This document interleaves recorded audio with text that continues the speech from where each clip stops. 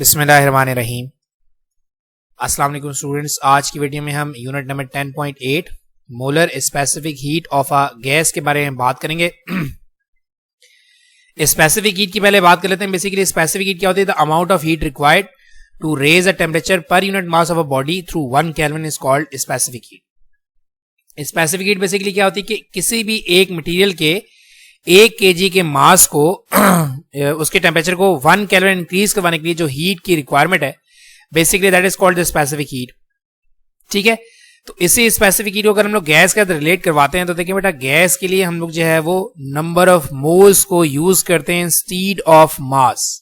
ठीक है, अगर हम लोग मटेरियल्स की बात करें तो मटेरियल्स के लिए हम लोग जो है वो केजी की बात करते हैं, यानी कि मास की बात करते हैं। लेकिन अगर हम लोग गैस की बात कर रहे हैं तो हम लोग नंबर ऑफ मोल्स को इस्तेमाल करते हैं इंस्टीड ऑफ मास। ठीक है, क्योंकि गैस को जो कंप्लीट मतलब उसके कंप्लीट मास को रिप्रेजेंट करने के लिए आपको नंबर ऑफ मोल्स के बारे में पता होना इंपॉर्टेंट है। सो दैट्स व्हाई हमारे पास यहाँ पर हम क्या करें, ये हमारे पास टॉपिक जो है that is called the molar specific heat of a gas. यानी कि गैस के टेम्परेचर को इंक्रीज करने के लिए कितनी हीट की रिक्वायरमेंट है, that is basically known as the molar specific heat of a gas. तो इसकी हम लोग डेफिनेशन देखें, यहाँ पर रिप्रेजेंट करें। The amount of heat required to raise the temperature of 1 mole of a gas by 1 Kelvin is called molar specific heat or molar specific heat capacity of the gas. ठीक, मतलब क्या है? amount of heat required to raise the temperature. आपने किसी भी gas को heat provide कर रही है उसके टेम्परेचर को बढ़ाने के लिए, कहां तक? ऑफ 1 मोल, 1 मोल गैस को 1 केल्विन तक बढ़ाने के लिए आपको जो हीट प्रोवाइड करनी है गैस को, basically that is called the molar specific heat of a gas. आप देखें, molar specific heat of a gas तमाम गैसेस के लिए जो है वो अलग अलग होगा। किसी को जो है वो हीट की रिक्वायरमेंट ज्यादा होगी, किसी को हीट की रिक्वायरमेंट जो है वो कम होगी। ठीक है, तो बेसिकली इसका जो हमारे पास जनरल कॉन्सेप्ट है वो ये है कि 1 मोल गैस को 1 केल्विन तक उसके टेम्परेचर को बढ़ाने के लिए जो हीट की रिक्वायरमेंट है, basically that is called the molar specific heat of a gas, that is represented by C. ठीक है, मोलर स्पेसिफिक हीट को हम लोग जो है वो सी से रिप्रेजेंट करते हैं। ठीक, अब यहां हम लोग जो है इसके जनरल फॉर्मूला की बात करते हैं कि हमने ऑलरेडी पीछे फर्स्ट लॉ ऑफ थर्मोडायनामिक्स के अंदर पढ़ा कि heat is basically directly proportional to the temperature. Heat और टेम्परेचर में डिफरेंस है, ये याद रखिएगा। हीट हमारे पास फॉर्म ऑफ एनर्जी है, जबकि टेम्परेचर जो है वो डिग्री ऑफ हॉटनेस और कोल्डनेस है।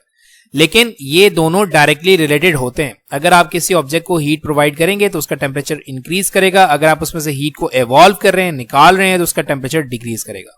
ठीक, तो देखें हम यहां पर कह रहे हैं कि if del Q is the amount of heat required to raise the temperature of n moles of a substance by del T, then देखिए हम क्या करें, हम लोग अमाउंट ऑफ हीट प्रोवाइड कर रहे हैं n mole of a gas को उसके टेम्परेचर को बढ़ाने के लिए, यानी कि चेंज करने के लिए। तो देखिए यहां हम लोग क्या करेंगे, अमाउंट ऑफ हीट जो है वो n नंबर ऑफ मोल्स के टेम्परेचर को चेंज कर देगा, यानी कि heat is directly proportional to the temperature of number of moles.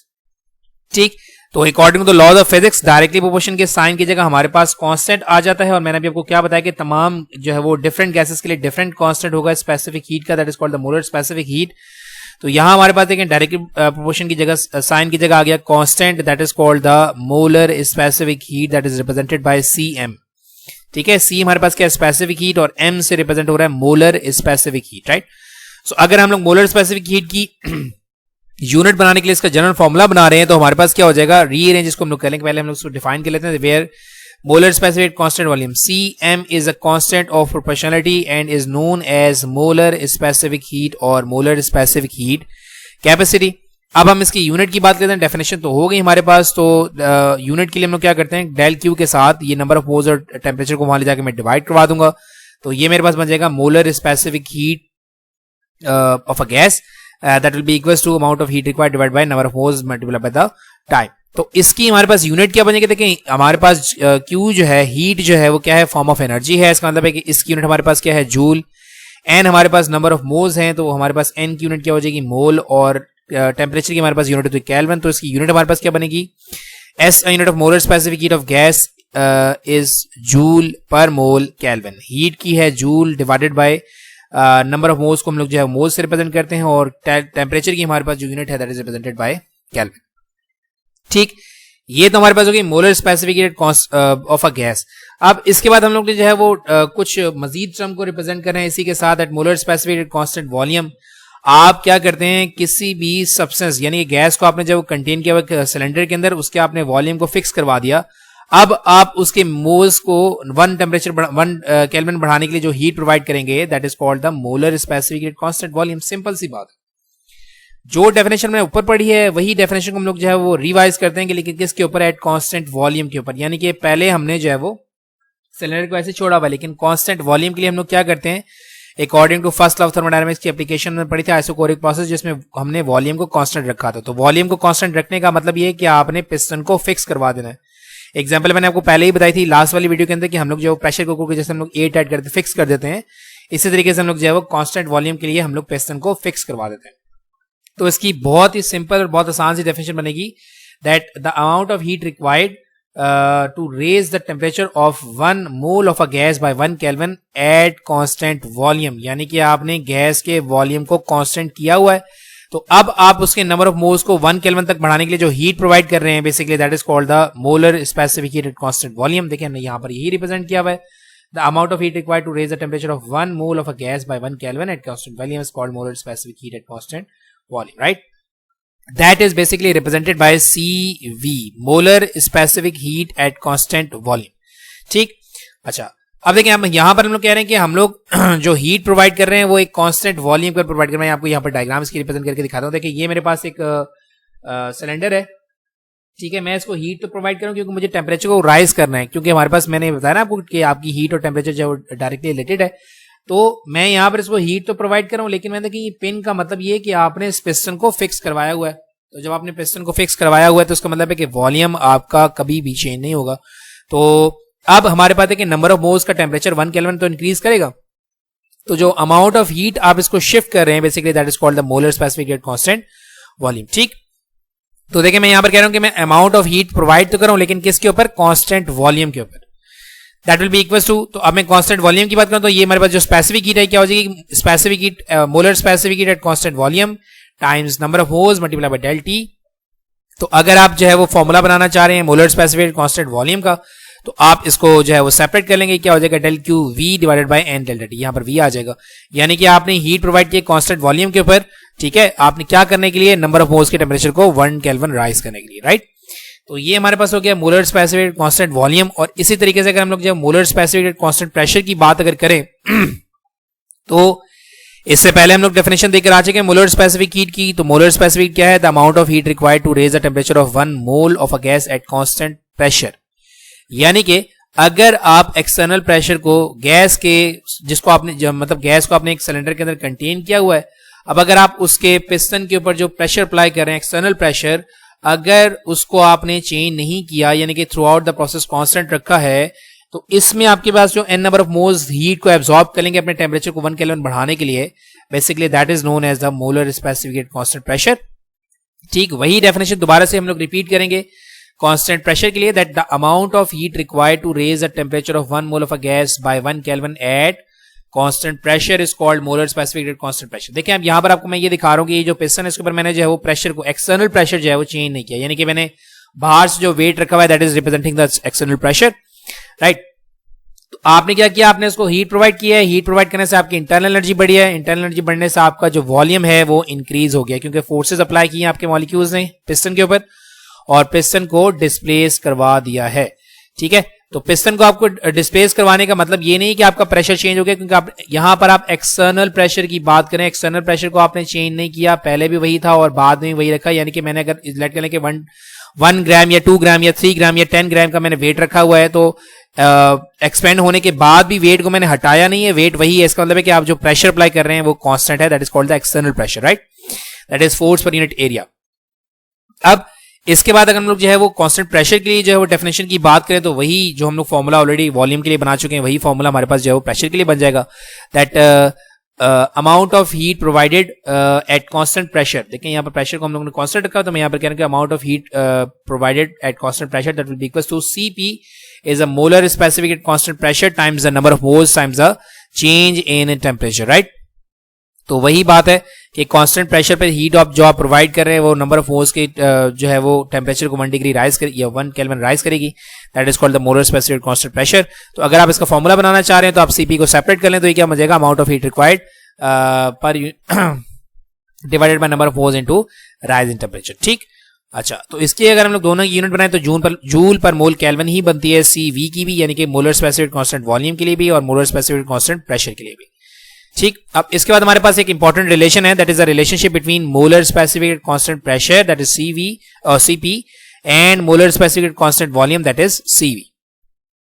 आपके पास कभी कभी पेपर के अंदर क्वेश्चन आता है कि drive the equation CP minus CV equals to R, तो basically molar specific constant pressure and molar specific constant volume का ही रिलेशन है। तो नेक्स्ट टॉपिक हमारे पास क्या है, relationship between CV and CP, यानी कि molar specific constant volume and molar specific constant pressure के दरमियान क्या रिलेशन है।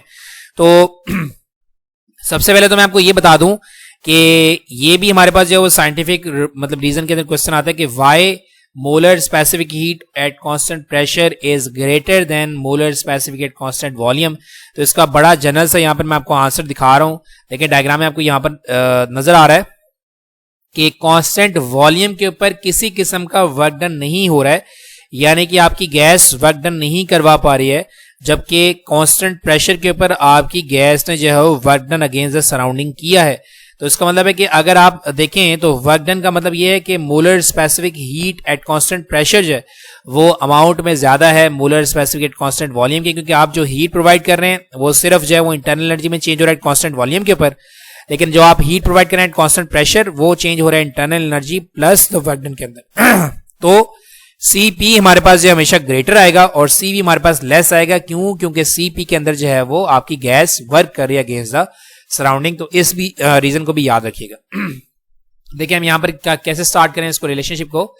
When the gas is heated at constant volume, there is no work done by the gas against the surrounding. So CP is greater than CV. That is, CP is greater than CV because external work is also performed when the gas expands at constant pressure. यही आपका reason है कि आपकी CV जो है वो कम है, क्योंकि CV के प्रोसेस के अंदर किसी किस्म का वर्क डन आपकी गैस नहीं कर रही है अगेंस्ट द सराउंडिंग्स, जबकि प्रेशर के अंदर आपकी जो गैस है वो अगेंस्ट द सराउंडिंग वर्क करके आपको दे रही है। इसका मतलब है कि CV का जो हमारे पास मैग्नीट्यूड होगा वो आपके CV से ज्यादा ही होगा। ठीक, अब इसके बाद हम लोग जो है वो दोनों के दरमियान रिलेशनशिप की बात करते हैं। तो रिलेशनशिप में हम लोग ये कह रहे हैं कि according to the definition of molar specific constant volume, पहले हम कांस्टेंट वॉल्यूम की बात करेंगे, फिर कांस्टेंट प्रेशर की बात करेंगे और दोनों को कंपेयर कराएंगे तो हमारे पास दोनों का रिलेशनशिप बन जाएगा। तो पहले हम लोग बात करें according to the definition of molar specific constant volume, तो हमने क्या पढ़ा कि amount of heat provided at constant volume that will be equal to CV equals into n delta T, that is called equation number 1।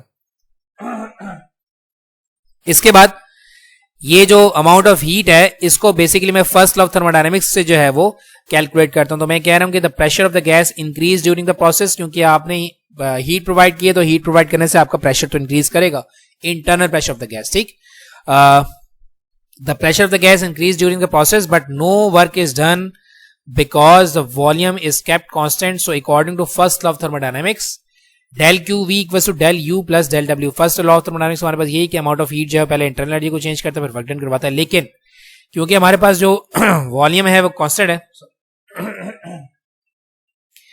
क्योंकि volume आपका constant है तो किसी किस्म का वर्क हमारे पास नहीं हो रहा। देखें इस वाले प्रोसेस के अंदर हमारे पास कोई डिस्प्लेसमेंट नहीं है, तो जब डिस्प्लेसमेंट नहीं है तो according to the definition of work done force into displacement, displacement zero है तो वर्क डन हमारे पास क्या हो जाएगा, जीरो।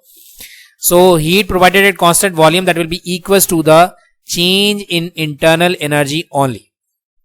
ठीक, तो ये जो डेल क्यू वी की मैंने वैल्यू निकाली है फर्स्ट लॉ ऑफ थर्मोडायनामिक्स से, इसको मैं इक्वेशन 1 के अंदर पुट कर दूंगा यहां पर। तो ये मेरे पास क्या हो जाएगी, del U equals to CV and delta T। ये देखें ये हो गई हमारे पास इक्वेशन नंबर A। ठीक, इसको मैं इक्वेशन A क्यों कह रहा हूं, क्योंकि उसको मैं रिलेट कराऊंगा कांस्टेंट प्रेशर की इंटरनल एनर्जी के साथ। अब मैं कह रहा हूं नो, पहली बात तो मेरे पास हो गई मोलर स्पेसिफिक कांस्टेंट वॉल्यूम की बात कंप्लीट हो गई। तो अब फिर हम लोग चलते हैं मोलर स्पेसिफिक कांस्टेंट प्रेशर के ऊपर, क्योंकि हम लोग ने जो दोनों का रिलेशन बनाना है। तो यहां हम लोग बात करें that according to definition del Q P equals to CP and delta T, right. amount of heat provided at constant pressure that will be equal to CP into n into delta T, right। अच्छा, अब क्योंकि यहां पर हमारे पास जब वो internal energy के increase होने के साथ साथ वर्क हो रहा है, तो इसको थोड़ा सा मैं यहां पर आपको डायग्राम भी दिखा देता हूं। देखिए यहां पर हमारे पास ये कांस्टेंट वॉल्यूम है कि जहां पर कोई वर्क नहीं हो रहा, जबकि यहां पर हमारे पास जो वर्क हो रहा है। तो इसको हम लोग यहां मजीद लेकर चलते हैं। देखिए ये मेरे पास डेफिनेशन हो गई मोलर स्पेसिफिक कांस्टेंट प्रेशर की। फिर मैं कह रहा हूं कि क्योंकि यहां पर मेरे पास वर्क हो रहा है, तो मैंने आपको थर्मोडायनामिकल वर्क डन के बारे में बताया था लास्ट क्लास में भी, यानी कि लास्ट वीडियो के अंदर भी, कि थर्मोडायनेमिकल वर्क डन हमारे पास बेसिकली इक्वल था P इंटू डेल वी के, और ये आता कैसे, किस तरीके से जनरेट होता है, देखें हमारे पास वर्क डन क्या है, work done at constant pressure that will equal to force into displacement, right. आपका जब इंटरनल एनर्जी इंक्रीज होगी तो मॉलिक्यूल पिस्टन के ऊपर फोर्स लगाएंगे और इसको डिस्प्लेस करवा देंगे। ये एस बेसिकली आपके डिस्टेंस या डिस्प्लेसमेंट को रिप्रेजेंट कर रहा है, स्ट्रेट लाइन का डिस्टेंस तो उसको हम डिस्प्लेसमेंट कह सकते हैं। तो इसको मैं लेट करना कि मैं कह रहा हूं कि ये डेल वाई है, ठीक। तो फोर्स यहां पर मेरे पास देखें प्रेशर आपने अप्लाई किया हुआ है ना ऊपर से, तो फोर्स किसके इक्वल हो जाएगी, देखें प्रेशर क्या होता है, फोर्स पर यूनिट एरिया, और force is equal to pressure times area, जो यहां पर आपको नजर आ रहा है क्योंकि आप एक्सटर्नल प्रेशर अप्लाई कर रहे हो, तो ये किसके इक्वल हो जाएगा, pressure into area that will be equal to force. तो यहां फोर्स की जगह क्या आ जाएगा, pressure into area, del Y अपनी जगह के ऊपर है, ए इंटू डेल वाई।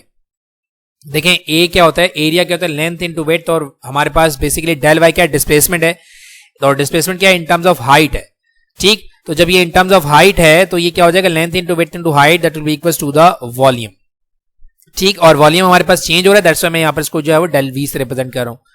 तो इसको ये जो मेरे पास वर्क डन आया है, इसको हम लोग जो मजीद थोड़ा सा जो है वो चेंज करते हैं फॉर एन आइडियल गैस। अगर मैं कंसीडर करूं एक आइडियल गैस को, तो मेरे पास क्या हो जाएगा, P इंटू डेल वी।